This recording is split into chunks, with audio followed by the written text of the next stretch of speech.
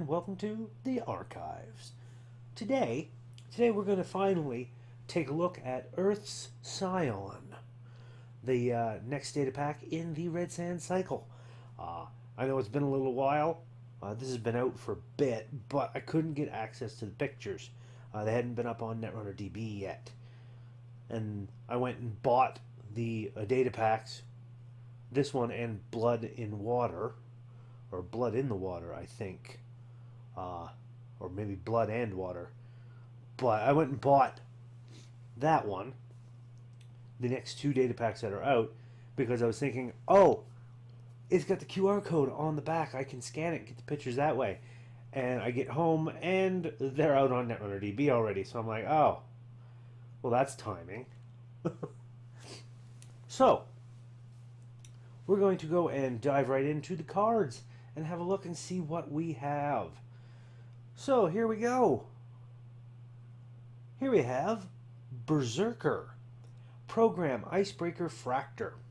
4 credits to install, 1 memory unit cost, 2 strength, and 3 influence on this beast. Pretty hefty influence cost if you want to splash this. Whenever you encounter a barrier, Berserker has +1 strength for each subroutine on that barrier. So any multi-barrier subroutines is going to boost this up. And it already starts at strength 2. You can't boost its strength otherwise, but that could be interesting. And it doesn't say here that it's for the rest of the encounter, but one assumes that it is. Or possibly for the run. I don't know if it's been errated yet. Let me actually check really quickly, because I can find out if it has been errated. Click. Here we go. Yeah, it has been. There's been an answer from Michael Boggs. Like with typical strength boosts from icebreakers, Berserker resets at the end of each encounter. So it only lasts until you're on to the next piece of ice. But still, if you run into a I think Eli's a barrier, isn't it? That's 2 subroutines. So that's automatically +4 strength. And at least I think Eli 1.0 is. I believe it is, in fact. Eli 1.0 is a barrier. Yeah. It is a barrier with 2 subroutines, strength 4. So you encounter Eli 1.0. Berserker goes up to strength 4, just enough to beat Eli. 2 credits to break 2 subroutines, which is all it has. So Berserker breaks Eli 1.0 for 2. But Eli 2.0, that's a different story. Eli 2.0 is also a barrier, also strength 4, but it has 3 subroutines on it. So if you had Berserker would go up to strength 5 when you encounter Eli. You could spend 2 credits to break the 2 and the run subroutines, and let the other one fire, making the Corp draw a card. So you could still get through Eli 2.0 for 2 credits. And the Corp just draws a card. Which you may not want to do, so that'd be 4 to get through Eli if you want to break everything. Or if you've got an E3 feedbacks, you could do it in 3. Still, not bad. I wonder if there's another barrier here. Strength 5. Hailstorm is a barrier in Terminal Directive I'm currently looking. But anyways, we're getting off topic. As an icebreaker, I kind of like this. especially in Anarch, because Anarch has the data suckers to lower ice strength, and that can be good. There's also other ways you can boost the strength of this. Um, huh. I do kind of like this barrier. I may have to play around with this some in the future. Alright, let's go take a look at the next piece. Next card, which is another icebreaker. We have Persephone, a icebreaker killer, 5 credits to install, 2 memory unit cost, 1 strength, 3 influence. 2 credits, break sentry subroutine. 1 credit plus 1 strength. Whenever you pass a sentry, you may trash the top card of the stack to trash 1 card from the top of R&D for each subroutine on that sentry that resolved. Uh-huh. So this lets you break sentry subroutines, fairly decent. 2 credits to break a sentry, 1 for plus 1 strength. It's not the greatest. 2 memory unit cost, also not the greatest. But with this other ability, especially if you're running a corp or running a deck, a runner deck that deals with a lot of recursion and a lot of trashing. When you pass a sentry, trash the top card of the stack to trash 1 card from R&D. For each sentry, for each subroutine on that sentry.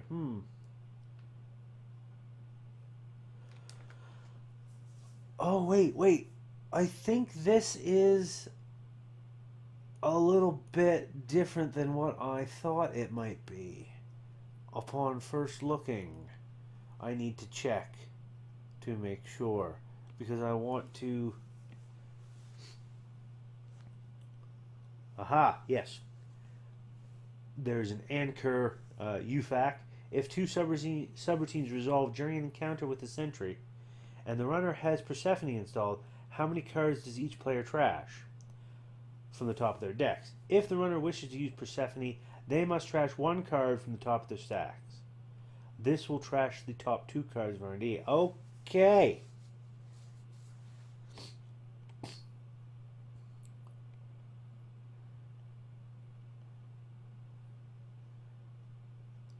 Huh.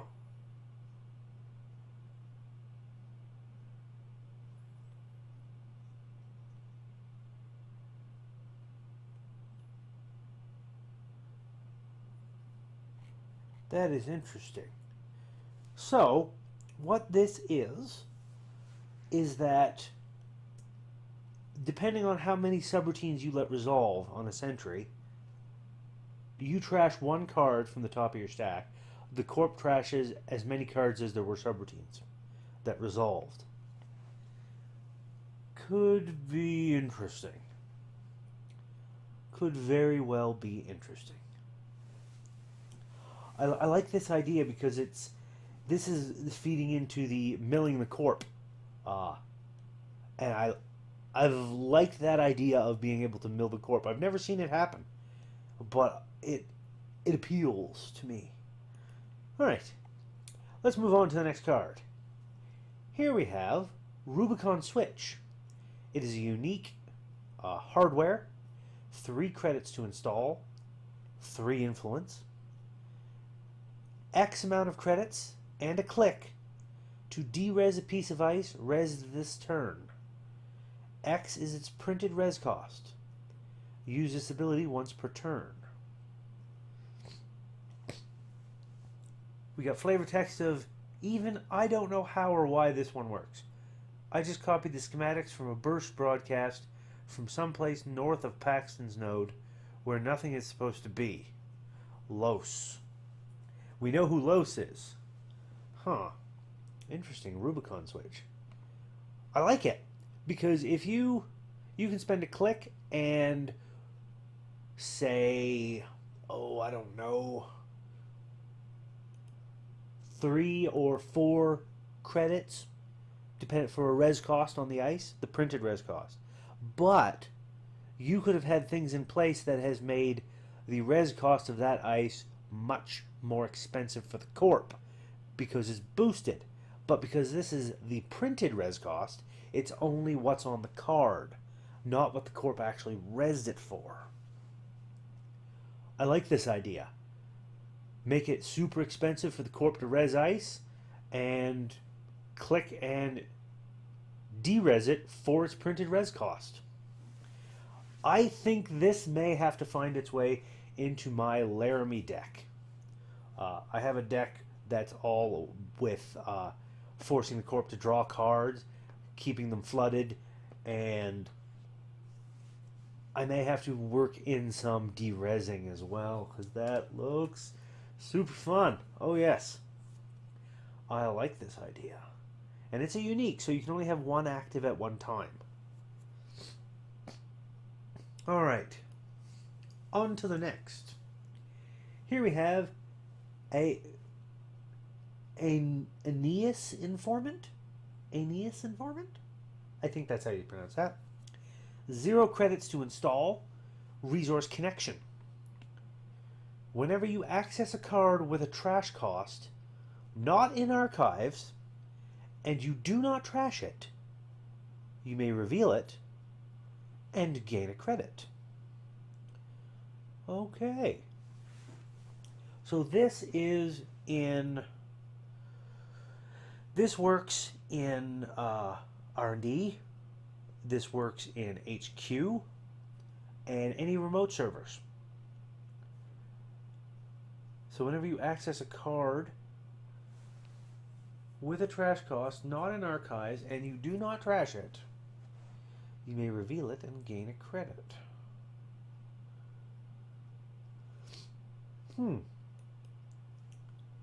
So I wonder if this works on res cards.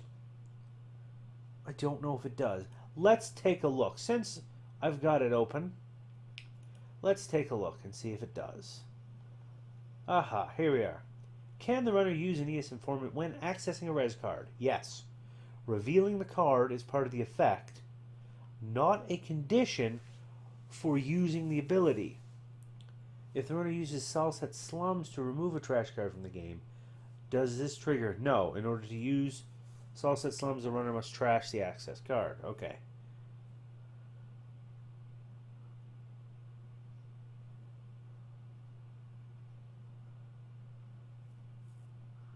Okay. With Maw and Aeneas Informant, there's some fun stuff. But yeah, this works on res cards. So all you have to do is access a card that has a trash cost, and you don't trash it, and you gain a credit for it. And this is not unique. So you can have 3 of these installed. Access a card, reveal it, gain a credit for each Aeneas Informant. So that's 3 credits, possibly. Yeah, this is pretty decent. Pretty decent. Resource connection, 1 influence only. Which is really low influence. This will be getting splashed around in a lot of decks. I can see that coming. I like it. Alright, on to the next. Here we have Rosetta 2.0. I don't think there was a Rosetta 1.0, was there? Not that I recall. 3 credits to install. Resource Virtual. 4 influence. That's a hefty influence. Click and remove an installed program from the game. Search your stack for a non-virus program, shuffle your stack, then install that program, lowering the install cost by the cost of the program removed from the game. So this could do some fun tricks, I think. I have a feeling it can.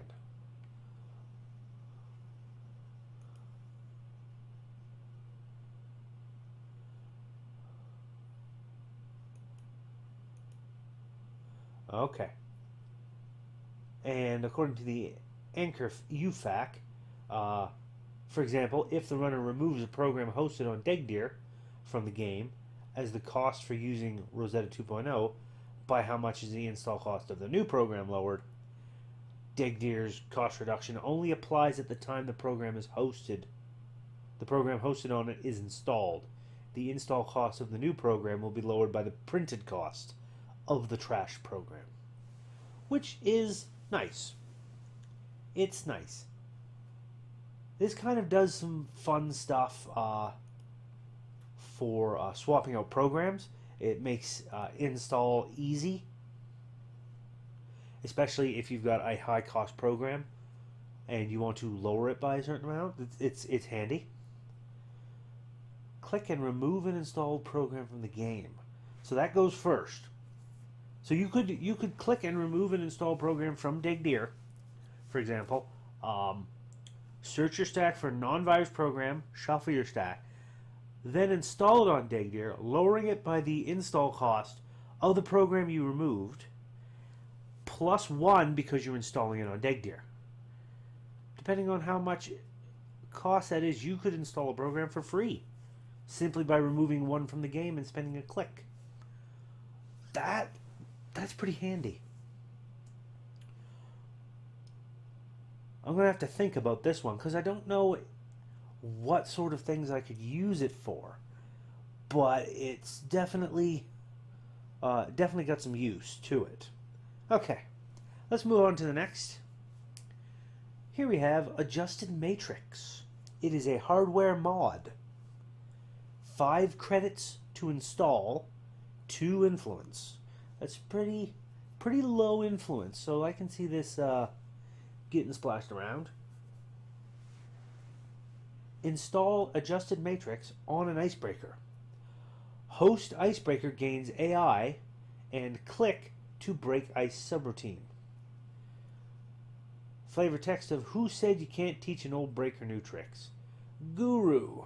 Well, Guru, how you doing, buddy? Yeah, I can dig this. This looks like it'd be interesting. Just give an icebreaker AI. The click to break an ice subroutine, that's a bit expensive, but giving an icebreaker AI, depending on the flavor text, or depending on the way it's worded, you might be able to get away with breaking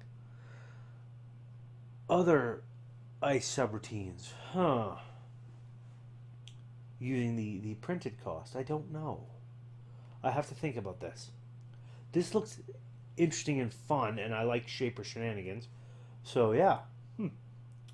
Speaking of Shaper Shenanigans, let's move on to the next card, because here we have Dedicated Processor. 2 credits to install, hardware mod, 3 influence, a little heftier. Install Dedicated Processor on a non-AI icebreaker. Host icebreaker gains 2 credits plus 4 strength. Better, faster, stronger. This is fantastic.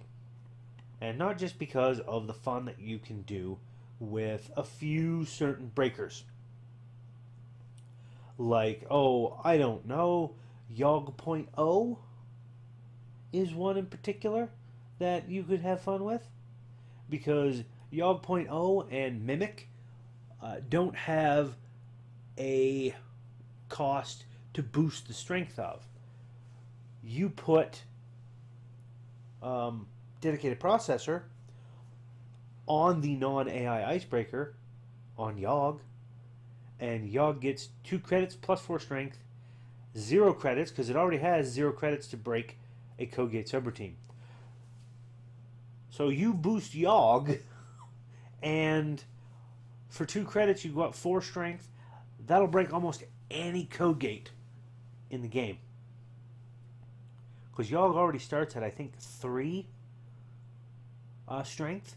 So you just jump it up to 7 with 2 credits and then break through code gates. Mimic only breaks for 1, and it only has 3 strength, I believe. 2 credits boost to 7 strength with a dedicated processor, and then 1 credit to break subroutines. Beautiful, absolutely beautiful. I like this entire concept. I may have to use it in the future on some shaper that I have. Yeah. All right. On to the next. Here we have Icebreaker Decoder. Inversificator. 6 credits to install, 1 memory unit cost, 2 strength, 3 influence. The first time you pass a piece of ice each turn in which you used Inversicator to break all subroutines, you may swap that ice with another piece of ice. 1 credit to break code gate subroutine, 1 credit plus 1 strength. Not great shakes in terms of value, but plus 1 strength for a credit, break a code gate for a credit is fairly decent. I wonder, however, there's probably a ruling on this one. Can the runner use Inversificator to swap the piece of ice with an ice in archives? No. Unless specified otherwise, only installed cards can be chosen by effect. The runner plays Prey and runs on a remote server protected by Turing.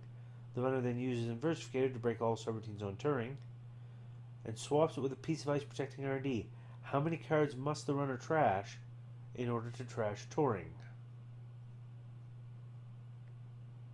The number of cards the runner must discard for Prey is not determined until Prey's ability resolved, because Inversificator and Prey meet their trigger conditions simultaneously. The runner can choose to trigger Inversificator first, then use Prey to trash 2 cards for Turing's new strength.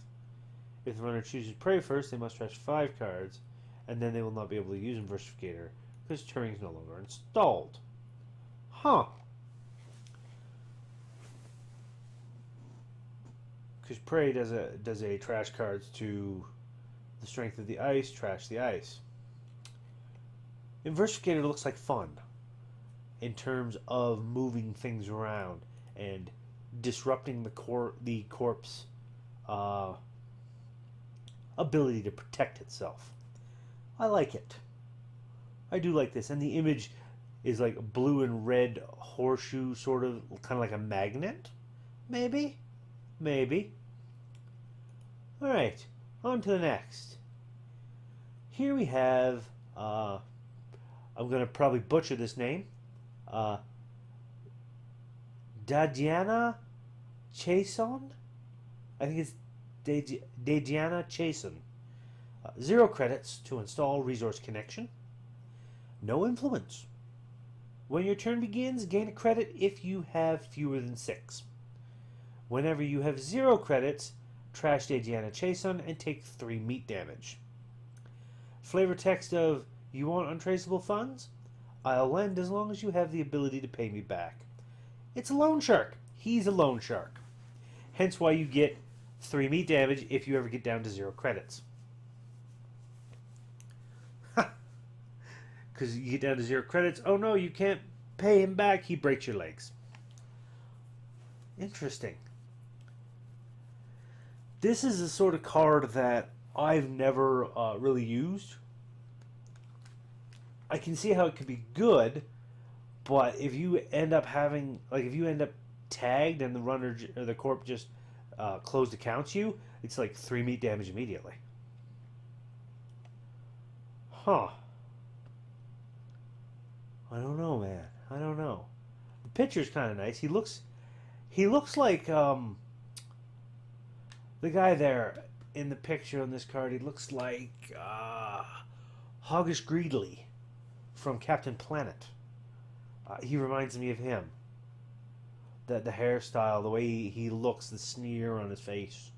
Yeah. Not bad. Not bad. All right. On to the next.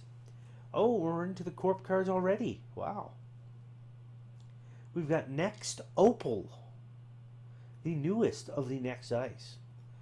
Ice Codegate Observer Next. 4 credits to res, 3 strength, 1 influence. Next Opal gains, install 1 card from HQ, paying all costs, for each rezzed piece of next ice. Flavor text, I pass through the opalescent curtain only to find a suddenly empty server. It looks like a dodecahedron on there with like swirly clouds or something. Now this is a piece of ice that I've seen a lot of people hating on because of what it does. It forces you to install a card from your hand, paying all costs. If you have multiple next pieces of ice out, that's multiple subroutines. So they run on HQ, you're installing your whole hand if they don't break those subroutines. And there could be stuff that you don't want to install, like agendas, but you have to. So people are kind of down on this card, but I think this card actually has a place. There's something that it can do. It's definitely not for every deck, but I think it would work in some decks. I absolutely do. So yeah, I don't know exactly what those decks are, but I'm pretty sure those decks do exist. So, I like this card myself, but we'll see. I'm gonna have to try and use it in a deck and see how it works. All right, on to the next. Here we have Bioroid Work Crew, Asset Bioroid. 2 credits to install or to res. 4 trash cost, 4 influence. Trash to install 1 card, paying all costs. Use this ability immediately after playing an operation. Flavor text of they don't need sleep, breaks, overtime, or even O2. How can we compete with that? You can't. That's why it's a Bioroid Work Crew. And they got the 4 different Bioroids there working with like handheld laser cutters or something. Up on Mars, digging out tunnels and stuff. Install a card, paying all costs. Use this ability immediately after playing an operation. So you play an operation, then you have to do the trash to install a card. Not bad. Not bad. I kind of like it.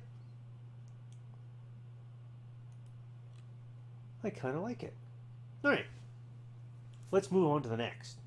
Here we have Ag Infusion. New Miracles for a New World. An Identity Division of Jinteki. 45 minimum card deck size, 17 influence. Ooh, lots of influence. Once per turn, instead of rezzing an approached piece of ice, you may trash it to choose another server. The runner is now running on that server and encountering the outermost piece of ice, if any. I've heard a lot of hate on this card, on this identity, but I like it. Instead of rezzing an approach piece of ice, you may trash it and pick another server. Okay, you run over here. Now that can be extremely handy. I'm thinking of building a deck with this identity, with a lot of, because this is a deflection ability. And I'm thinking of making it with deflection ice. So I can just like bounce them around to where I want them to be. Keep servers that don't have anything and make them run on that. Doing cool stuff. And with 17 influence, you could do some fun stuff with that, I think. Most definitely. So yeah, Ag Infusion for a New World. I'm gonna make a deck with this and have some fun maybe in the next Netrunner tournament that I go to. Alright, on to the next. Here we have Bamboo Dome. Upgrade region. Install only in the root of R&D. Oh, wow. One to res, 2 to trash. 3 influence. Click reveal the top 3 cards of R&D. Secretly choose one to add to HQ. Return the others to the top of R&D in any order. Oh! Well, well, well, this could be interesting. Reveal the top 2 cards. The top 3 cards. So you reveal it to the runner. The runner sees what the top 3 cards of R&D are. You pick one to add to your hand. The others go on HQ. That could definitely, if you're running something with like snares that fire from R&D, or shocks or other traps that will fire from R&D, you reveal your hand, those top 3 cards, and 1 or 2 of those are traps. You could prevent the runner from running on R&D for a couple turns just by doing that. By making them think, uh-oh, there's traps. Yeah, I can definitely get behind this one. I haven't seen many cards that you have to install in the root of something, but for Jinteki, this could work. Yes. All right, on to the next. Here we have Ben Musashi, a unique upgrade clone. 1 to res, 3 to trash, 2 influence. Each time the runner accesses an agenda from this server, he or she must suffer 2 net damage as an additional cost in order to steal it. This applies even during the run on which the runner trashes Ben Musashi. Okay. So, with Ben Musashi and one of the other new cards that Jinteki is coming out, I believe it's in Blood and Water, called Obokata Protocol. It's an agenda that you have to take like 4 net damage as an additional cost to steal it. With that one in a server with Ben Musashi, as an additional cost to steal, they have to suffer 6 net damage. And that can be a lot for somebody to eat. And that applies even on the run when they trash Ben Musashi. So they'd have to come in, access, find out that's an agenda that they can't steal without taking 4 net damage, plus 2 for Ben. Choose not to steal it. Spend 3 credits to trash Ben Musashi. Then have to end the run and make another run to get in, to be able to steal at 4 net damage. That could be problematic for them. I like Ben Musashi. And apparently they created this clone version based off of the samurai warrior Musashi, off his DNA. So he's a clone that attacks, which I quite like. Alright, let's move on to the next. We've got Authenticator. Ice Code Gate, 2 credits to res, 4 strength, 1 influence. When the runner encounters Authenticator, he or she may take 1 tag to bypass it. So, as soon as they encounter Authenticator, they can either keep going and break the subroutines, which at 4 strength, the corp gains 2 credits and end the run subroutine. Not insubstantial to get through that code gate. It's going to cost a few credits. Or they can just take a tag and bypass the whole ice. Henry Phillips, flavor text, I'm sure there's no way this could go wrong for you. Yeah. This is the kind of thing that it's like, do you want to take a tag? You don't have to pay to get by this ice. You just got to take a tag. That's all you got to do is take a tag. I like it. Yeah, this is definitely going in some of my NBN decks. All right, on to the next. Here we have Henry Phillips. Oh wait, didn't we just see him? Yeah, he's the one on the Authenticator I'm sure there's no way this could go wrong for you. Henry Phillips. Upgrade Sysop. 2 credit res, 2 trash, 1 influence. Whenever the runner breaks a subroutine during a run on this server, gain 2 credits if he or she is tagged. Oh. Oh. So, you put Authenticator up, they take a tag. Bypass that ice. The next piece of ice is a data ward. They're going to break 4 subroutines to get through it. You gain 8 credits. Wow. Wow. Yeah. I like you, Henry. I like you a lot. Flavor text, toying with them is where the job satisfaction comes in. Oh, you smarmy bugger. Look at you. I like this one. This one, an Authenticator, definitely going into my NBN decks. Alright, on to the next. Here we have a Wayland Dice, Battlement. 3 credits to res, 2 strength, 4 influence, barrier. A 4 influence barrier that's only 2 strength? End the run subroutines, 2 of them. Our job is to stop incursions. Let Argus get cute with them. Moish Saban. Battlement. I don't know why this is 4 influence. Maybe because it's like 2 strength and the run barrier? I don't know. It seems weird that this is 4 influence for something that's so simple, but maybe it's because they don't want this splashed around in a lot of other decks? Maybe? Maybe. I don't know. Alright, on to the next. Here we have Audacity. Wait a minute. The last... Was it the last one that we had? Or was it the first one that we had it in? No, it wasn't that one. It was the last data pack, Station 1. That's where we had an operation called Sacrifice.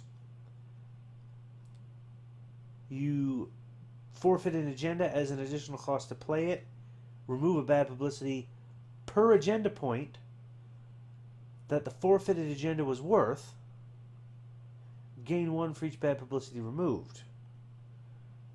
That was Sacrifice. This one is Audacity. And Jemison Astronomics, or I think it's Astronomics, has the tagline of Sacrifice, Audacity, Success.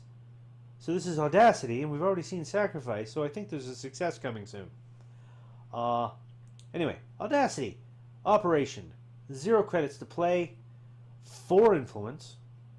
Play only if there are at least 3 cards in HQ.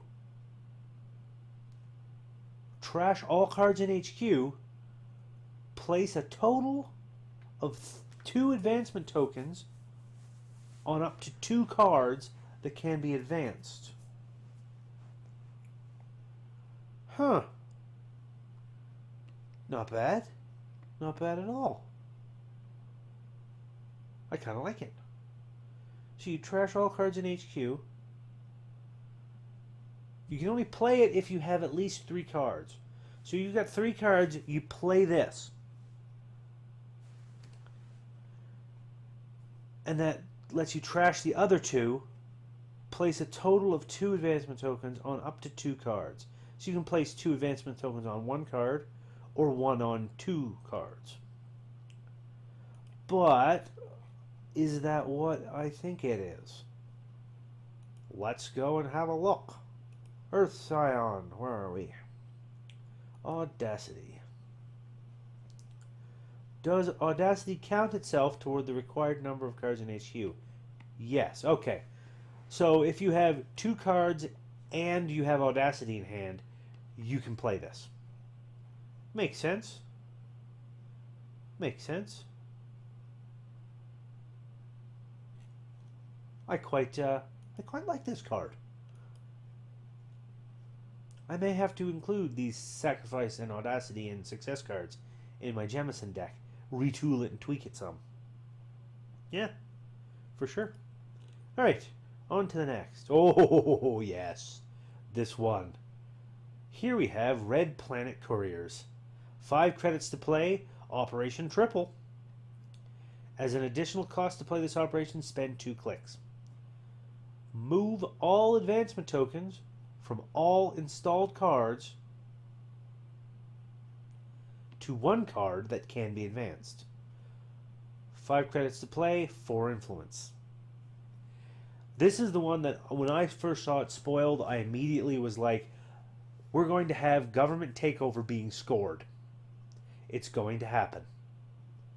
Because you get 9 advancement tokens out on the board on cards or pieces of ice. You play this,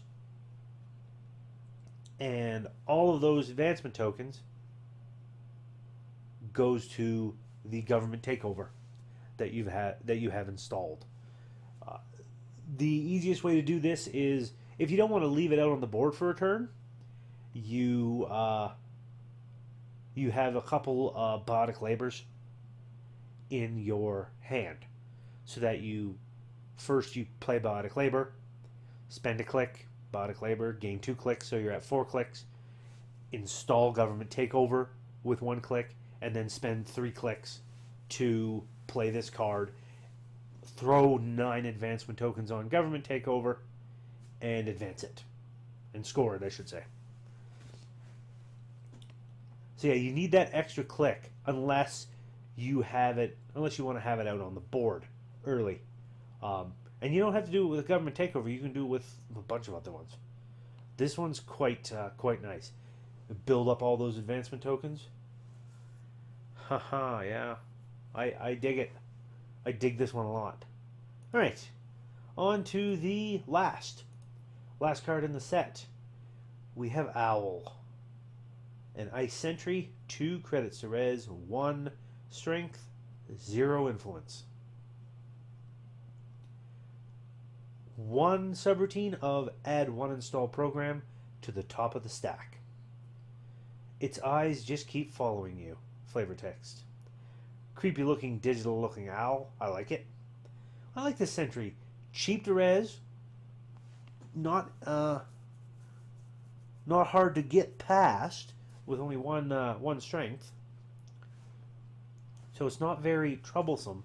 But if they don't break that subroutine, then we get to put a program on the top of the stack. I wonder if that's the runner or the corp. I think it might be the corp, because it doesn't say the runner adds 1. It just says add 1 install program to the top of the stack. Alright, I like this one quite a bit. So that's going to be it for Earth's Scion data pack. Thank you all so much for watching. As always, if you like what I'm doing, please give that like button a tap. Give that subscribe button a tap as well if you haven't already, so you can be kept apprised of when I do new videos. And throw a comment in the comment section. What do you think about this data pack? Some of the cards that are kicking around here. I quite enjoy a few of these cards. Some of them are definitely getting added into some decks of mine for future fun time play. Yeah. So do all that. And until next time, my friends, remember, keep running.